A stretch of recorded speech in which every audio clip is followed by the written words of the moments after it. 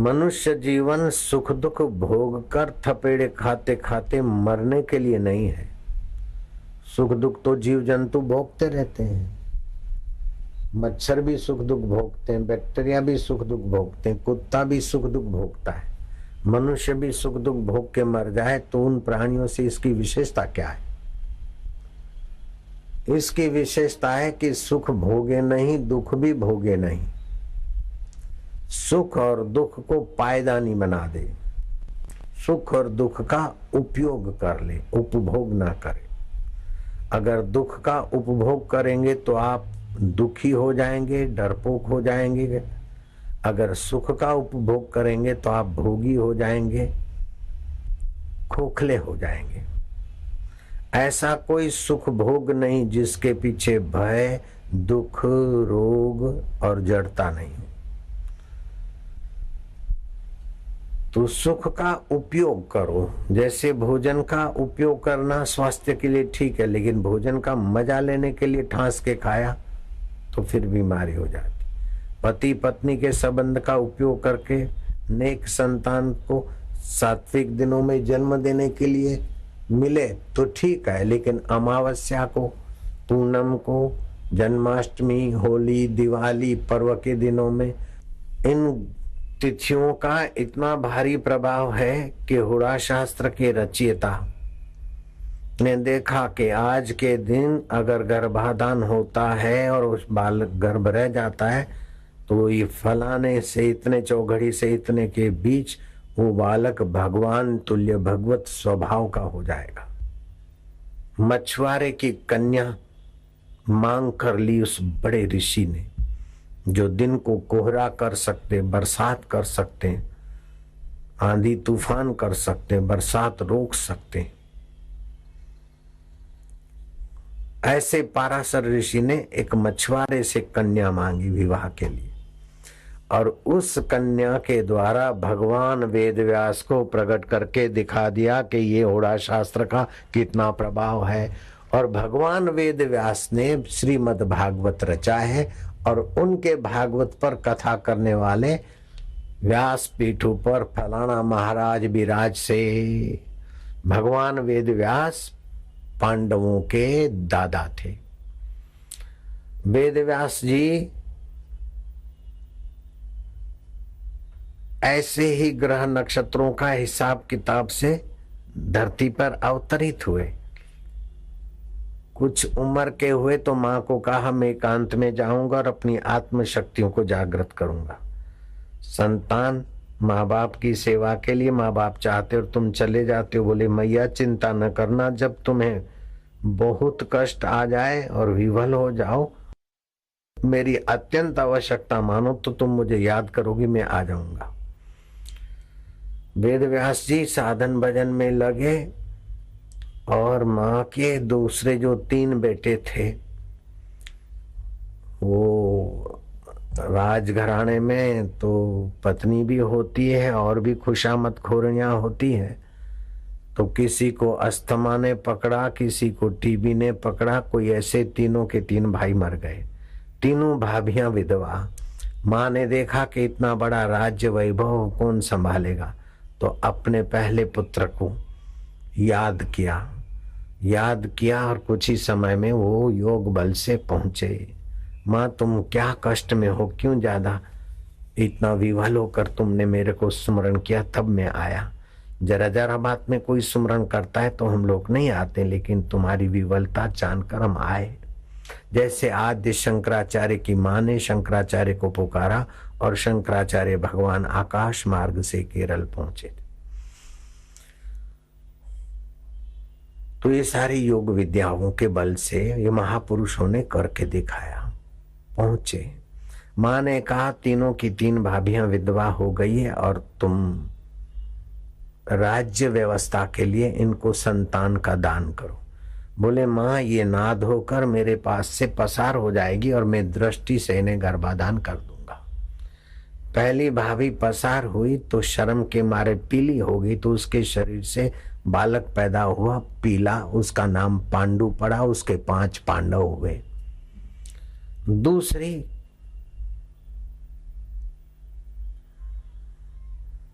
पसार तो ही शर्म के मारे आंखें बंद कर दी। उसके द्वारा धृतराष्ट्र पैदा हुए और 100 कौरव हुए उनके। तीसरी ने अपने गहने गांठे साजबाज से दासी को भेज दिया, उसके द्वारा विदुर पैदा हुए। तो विदुर के, पांडु के और धृतराष्ट्र के पिता वेदव्यास जी, और धृतराष्ट्र के पिता वेदव्यास जी पाराशर ऋषि के इस ग्रह नक्षत्र तिथि के ज्ञान के बल से इतने महान बने। विश्व का प्रथम आर्ष ग्रंथ अगर किसी ने बनाया तो भगवान वेदव्यास ने, और हर साल व्यास पूर्णिमा मनाई जाती तो भगवान वेदव्यास की इज्जत में।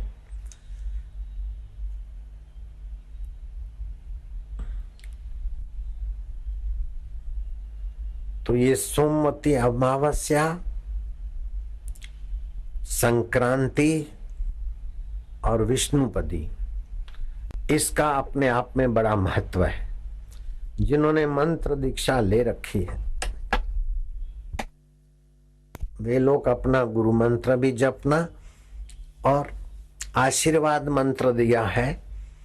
आशीर्वाद मंत्र मैंने उसी का नाम रखा है जिस मंत्र का जप करने से हार्ट अटैक कभी नहीं होता, हाई बीपी नहीं होती, लो बीपी नहीं होती। हिंदुस्तान में हर 25 आदमियों के पीछे एक हार्ट अटैक का मरीज मिलता है, लेकिन इस मंत्र के जप से हार्ट अटैक के मरीजों में कमी हो जाएगी। ये बीज मंत्र है, जैसे ओमकार एक अक्षर का मंत्र है, ऐसे साधकों को ये बीज मंत्र दिया जाता है। हार्ट अटैक कभी ना हो, हाई बीपी ना हो, लो बीपी ना हो। पीलिया हो गया हो, जॉन्डस हो गया हो तो 50 माला जप करे, एक चुटकी चावल फाक दे, एक आध दिन में जॉन्डस गायब। अंग्रेजी दवाओं से नहीं मिटता है। मेरा भाई भी इसी में मर गया, पैसे लूट लूट के फिर बोला जाओ घर ले जाओ।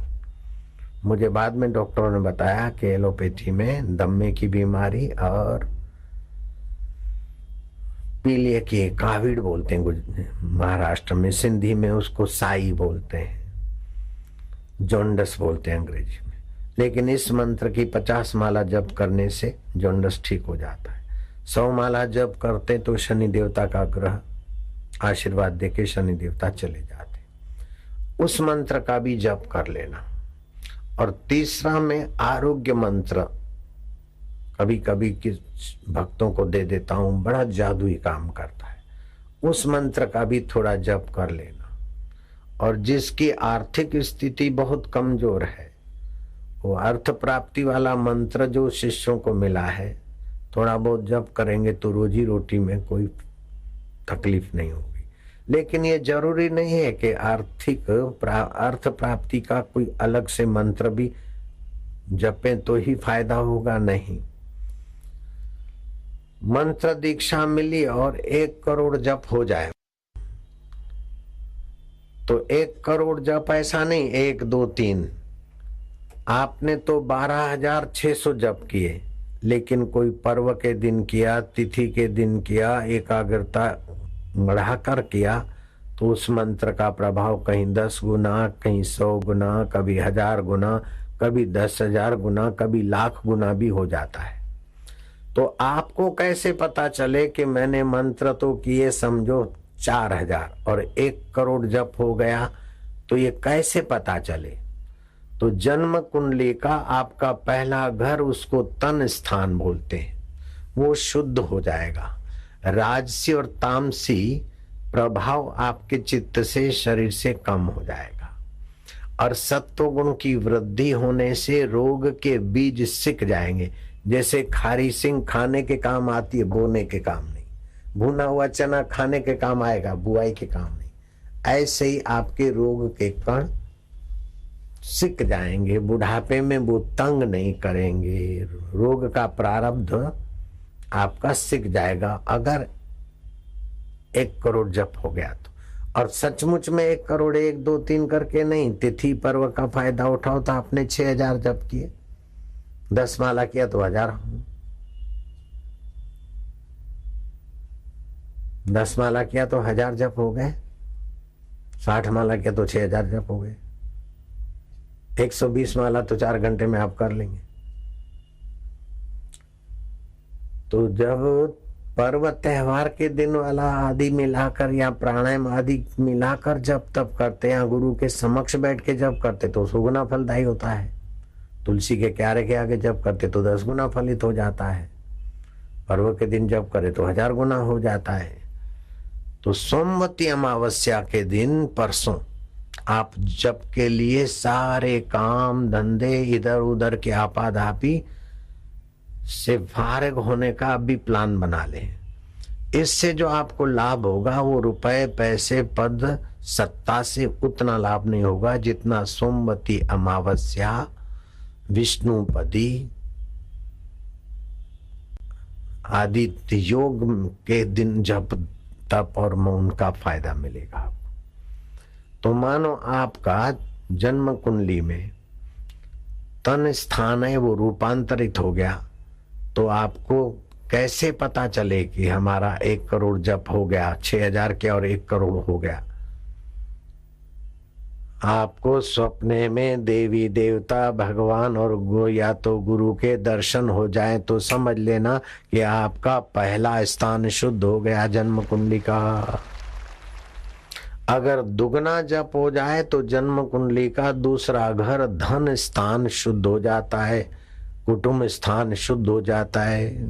उसको धन स्थान भी बोलते हैं, कुटुंब स्थान भी बोलते हैं। अर्थात आपको धन की प्राप्ति सहज में होगी।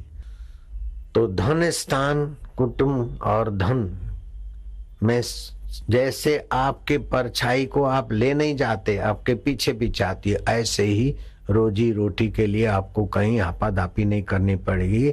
ज्यादा कूड़ कपट बेईमानी टेंशन चिंता वाला जीवन नहीं जीना पड़ेगा, सहज में ही होता रहेगा। संयोग वियोग के थप्पड़े ज्यादा चित्त पर नहीं लगेगी और सुख शांति की वृद्धि हो जाएगी अगर दुगना जप हो गया तो। अगर 3 गुना जप हो गया तो आपके जन्म कुंडली का सहज स्थान शुद्ध होगा, असाध्य कार्य आपके द्वारा साधने लगेंगे, सहज में ही सफलता होगी और सभी लोग आपको देखकर स्नेह की धारा बरसाएं। ऐसी आपकी आत्मिक योग्यताओं का विकास होगा। अगर 4 गुना जप हो गया तो आपका जन्म कुंडली का सुख स्थान, चौथा घर है सुख स्थान, 12 घर है जन्म कुंडली के, वो शुद्ध होगा। मन और तन के आघात आप पर नहीं पड़ेंगे। जरा जरा बात में दुखी, जरा जरा बात में हर्षित, जरा जरा बात में टेंशन, ये सब गायब हो जाएगा। आप उस अंतर आत्मा की स्वस्थता की ऊंचाई पर अपनी मति को देखेंगे। अगर 5 गुना जप हो गया तो आपका पुत्र स्थान विद्या स्थान शुद्ध हो जाएगा। अविद्वान को आप विद्या का बुद्धिमत्ता का दान कर सकते हैं, अपुत्रवान को आप पुत्र का दान कर सकते हैं। ऐसी आत्मिक शक्तियां आपकी विकसित होगी, बुद्धि शक्ति जागृत होगी, धारणा शक्ति ग्रहण शक्ति आपकी बढ़ेगी। महाराष्ट्र में धूलिया है, धूलिया के पास प्रकाशा के पास है शाहजहानगर। शाहजहानगर का नगर अध्यक्ष ने खूब तन से मन से धन से सत्संगियों की सेवा की, तो समिति वाले उस पर खुश होकर मुझे बताने लगे कि ये नगर अध्यक्ष ने बाबा ऐसी ऐसी सेवा की, मैदान साफ सफाई ये वो सब, और ऊपर से इतने सारे पैसे भी इस कार्यक्रम में उन्होंने दिए। मैं सोचा कि नेता का हाथ तो दूसरे की जेब में होता है, लेकिन ये अपनी जेब में हाथ कैसे डाला? राजन भी अपनी जेब में हाथ डाल देता है बेचारा। नौकरपा शंकर भी कभी कभी मत्था टेकते हैं अच्छी तरह से। तो ऐसे कोई कोई मेरे शिष्य हैं, वो नेता होते हुए भी शिष्य तो शिष्य ही होता है। तो वो तो मेरा शिष्य नहीं था और फिर इतने सारे समिति वालों को सहयोग करे तो मैं खुश हो गया। मैं क्या, नेता का हाथ तो दूसरे की जेब में होता है, तुमने इतना खर्चा किया काय पाएजे। वो 72 साल का बूढ़ा कहता है कि संतान। मैं क्या, चलो मैंने अपने तरफ से पूछा है तो बात कैसे मना करूं। सूरत आश्रम में आ जाना, वहां कल्प वृक्ष है और बड़वाशा है, फिरा फिरना, पति पत्नी कुछ प्रसाद दे। 74 साल का पुरुषोत्तम पाटिल नासिक आश्रम में बालक को अपनी गोद में लेके बूढ़ा आया। तो लोग बोलेंगे बापू ने किया, बापू ने नहीं किया, भगवान के सिद्धांत ने किया। ईश्वरी सत्ता का ये बिल्कुल स्पष्ट है। करनी आपो अपनी के नेड़े के दूर। आपके अंदर ईश्वर की अद्भुत योग्यताएं, सत्ता, सामर्थ्य छुपा है। सुन्ना सखना कोई नहीं, सबके भीतर लाल। मूर्ख ग्रंथि खोले नहीं, कर्मी भयो कंगाल। तुच्छ कर्मों में हम आध्यात्मिक खजाने से कंगाल रह जाते हैं। तो सामान्य गपसप, फिल्म देखना, इधर उधर का समाचार देखना सुनना, इससे खोपड़ी को विफल मत करो। अपने चित्त को चैतन्य की सत्ता से उभारो। अगर 6 गुना जप होता है तो आपका शत्रु स्थान शुद्ध हो जाता है। आपसे कोई दुश्मनी करे, आप उसके बारे में कोई चिंता ना करो। प्रकृति घुमा घुमा कर उसको या तो सद्बुद्धि पाने के लायक होगा तो सद्बुद्धि देगी, नहीं तो प्रकृति उसको अपने तरफ से दंड देती है। शठ सुधरहि सत्संगति पावहि, खल न सुधरहि। जैसे तुकाराम महाराज को शिवोबा कासर पहले तो विरोध करता था, बाद में किसी ने कहा तुम उनका इतना विरोध करते हो, इतना संत की निंदा करते हो किसी के बहकाने से, तुम्हें एक बार तो चलो तुकाराम बाबा के पास। एक बार आए तो तुकाराम महाराज के भक्त बन गए। तो फिर पत्नी के शरीर की आसक्ति उसकी मिट गई।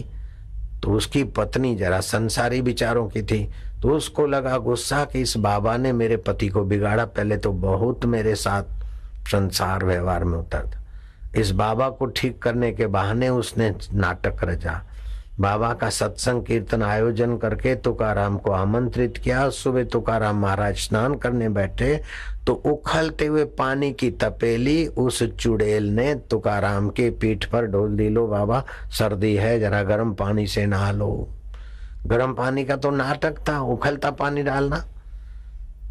तो उखलता पानी तो तुकाराम की पीठ पर लगा। तुकाराम ने ओ विठल आकाई तुम ही जानो। विठल की ऐसी कृपा हुई कि उखलता पानी तो तुकाराम की पीठ पर डाला उस बाई ने, लेकिन फूलने और जलन उसको हुई और कई इलाज करने के बाद ठीक नहीं हुई। आखिर किसी ने कहा कि संत सताए तीनों जाए। संत की निंदा सुनना, करना और संत को सताना, ये अपने पुण्य का, शांति का और भविष्य का सत्यानाश करना है। कई इलाज के बाद जब कोई चारा नहीं था तो जख मार के खिचड़ी खानी पड़ी और तुकाराम महाराज के शरण गए। तुकाराम महाराज को गंगाजल से स्नान कराया, अनुनय विनय करके, और वो पानी जो धरती पे गिरा वो गीली मिट्टी लगाई तुकाराम का आशीर्वाद लेके। उसके बाद उसकी जलन शांत हुई। दवा कान थींदी मुझे दर्द जी, हकीमन के कैडी खबर मर्ज जी। हरि गुरु निंदा सुनहि जे काना, हो वही पाप गौ घात समाना। हरि गुरु निंदक दादुर हो वही, जन्म शास्त्र नर पावई सोई। संत का निंदक महा हत्यारा, संत का निंदक परमेश्वर मारा। संत के निंदक की पूजे न आश, नानक संत का निंदक सदा निराश। संत का निंदक बगड़ रूप हो जाई, संत के निंदक को मिले सजाई, आदि आदि। तो आप अगर 6 करोड़ जप हो जाता है, 6 करोड़ जप 1 साल के अंदर तो क्या 2-4 महीने में ही हो सकता है, अगर त्योहारों का फायदा लो तो आपके साथ शत्रुता करने वाले को प्रकृति का प्रकोप होगा। मेरे जीवन में कई जगह पर मुझे देखने को मिला। अगर 7 गुना जप हो जाता है तो स्त्री स्थान शुद्ध हो जाता है। 7वां घर है स्त्री स्थान, जन्म कुंडली का। लग्न विवाह किसी का नहीं होता हो और आपकी शुभ संकल्प से उनका मंगल हो जाएगा। अगर 8 गुना जप हो जाता है तो आपका मृत्यु स्थान शुद्ध हो जाएगा। अकाल मृत्यु नहीं होगी। आप जिस गाड़ी में, बस में, जहाज में बैठे हो, अगर दुर्घटना घटती है लेकिन आपकी हाजिरी होने से शूली में से कांटा हो जाएगा। अगर 9 गुना जप होता है तो धर्म स्थान की शुद्धि हो जाती है। मंत्र का देवता साकार रूप में प्रकट हो जाता है। जैसे समर्थ रामदास के आगे सीताराम प्रकट हो जाते हैं, तुकाराम के आगे रुकोबा और विठल प्रकट हो जाते थे, मोरिया बाबा के आगे गणपति भगवान प्रकट हो जाते थे। ऐसा मंत्र का देवता प्रकट करने की सत्ता शक्ति तुम्हारे अंदर भरी है। तुम जरा जरा बात में क्यों संसार में फिसल रहे हो?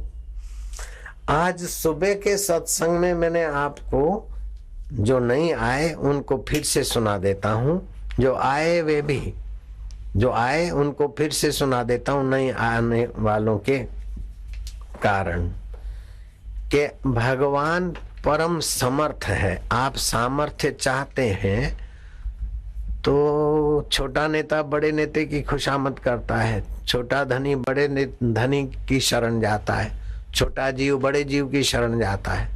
तो आप किसी न किसी का साथ सहकार शरण तो लेते ही हैं, आदत है। तो वो छाती ठोक के सेठ गया कि चिंता नहीं करना, मैं बैठा हूं।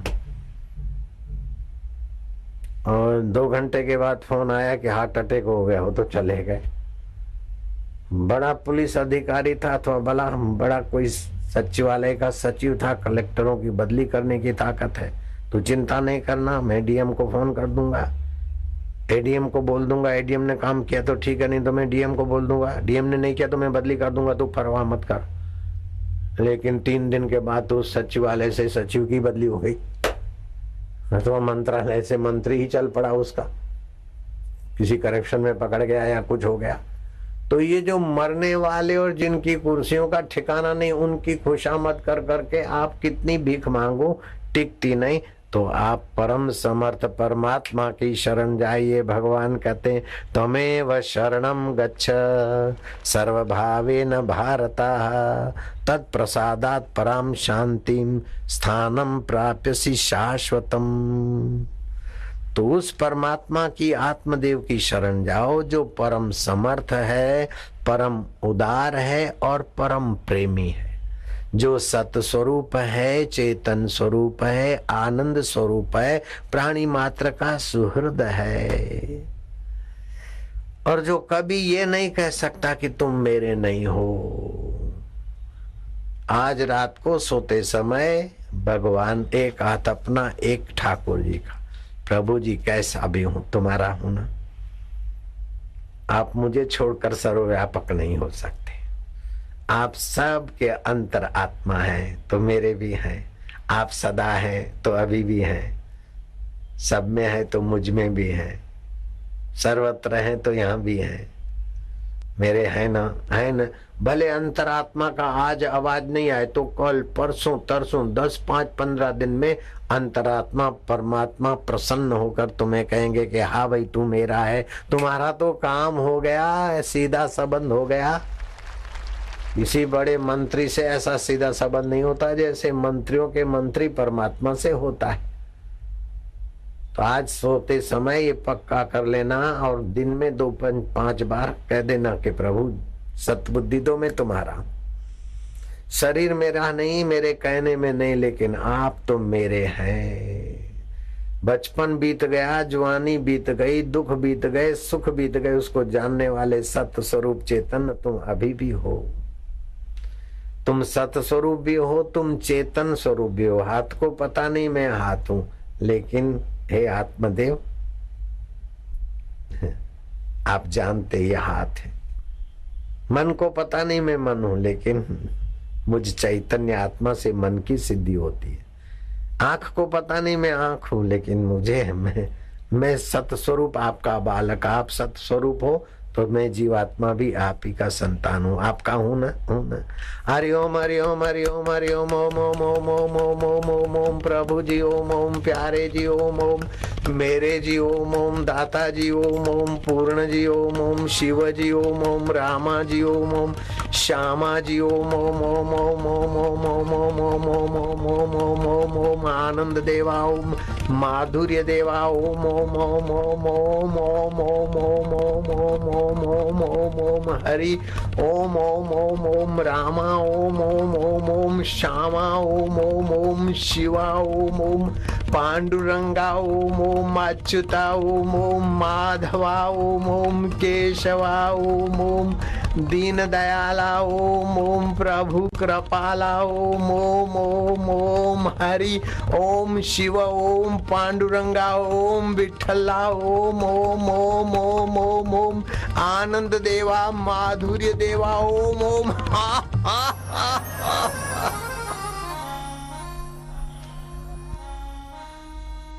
मैं आपको हाथ जोड़ के प्रार्थना करता हूं कि आज ये प्रयोग चालू कर दो। बापू के सानिध्य में जो भी आता है उसका विकास तो निश्चित ही है, चाहे वो इंसान हो या जानवर। बेजुबान गायों की जहां